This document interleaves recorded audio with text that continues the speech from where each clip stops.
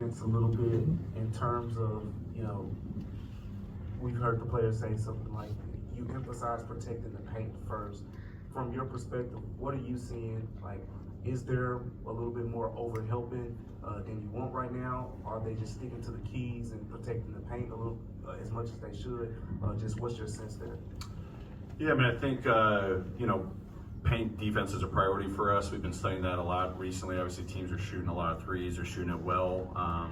I think some of our urgency and recognition when that ball is getting swung out to the wing can be better. We've been talking about some secondary things we can do to continue to impact the three-point shooters from weak side defenders.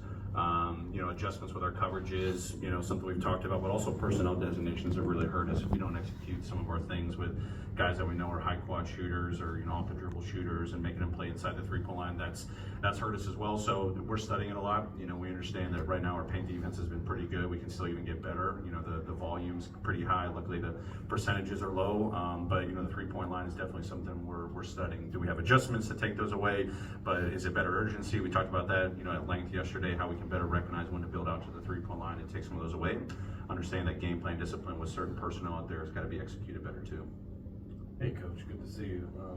For those of us coming in from Miami, haven't seen you play a lot. And in the last game, what was the one theme maybe that you liked your team got back to, and then what are some of the things that you're striving for to kind of get back into that winning mentality? There was a number of things. Probably the biggest one offensively was just next play mentality, being able to get to second, third actions in the half court.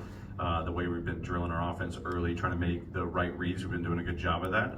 But a lot of times we have like one pass shot possessions. We've got to get more ball movement in the half court. Luckily our assist numbers are up, but we can even kind of facilitate better, fruitful possessions on offense with just next actions, getting guys more comfortable coming up from the baseline, setting screens, and then just winning plays, closing out games. We've had a couple close ones that haven't gone our way the first 6 games, and especially, game 1 against Portland, slipped away with a lead, but just making the winning plays, execution on offense, knowing where we need to be on the offensive side, better organization there, and then defensively just coming up with loose balls. We're still struggling on the boards, but in the fourth quarter the other night, coming up with some of those second chance opportunities on the defensive side was great to be able to hold on to a lead to win a game. Taylor, so the hustle season opener is on Friday. We're about that time of year where players are getting called up and down from the G League. Just what are the expectations that you've kind of laid out for specifically the 2A guys, Vince, Gigi, and Gilly? Biggest thing is taking advantage of every opportunity. Obviously, Gilly's got a good shot to be in our rotation right now as we're kind of navigating some injuries. Gigi's taken, full advantage of, going through training camp with a hustle. Vince practiced with him today. He was in the rotation a couple of nights ago. So I always say whether it's with the Grizzlies or the hustle, it's an opportunity for you to get better, So we've got a great staff. I think we've got a great partnership with our hustle program, having the facilities here, the arena right down the street.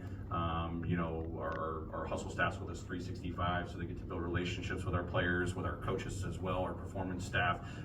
So it's a holistic approach to player development, So I think it's going to be another successful year. Jay March does a great job with his staff, and those 3 guys, he's going to hold them to the same standard that we talk about every single day. And as I've talked to the guys as well, is what are going to be your roles to impact winning? How are you going to develop that? Whether it's with the Grizzlies staff or the hustle staff, you got to take full advantage of it. And so far they've been doing it.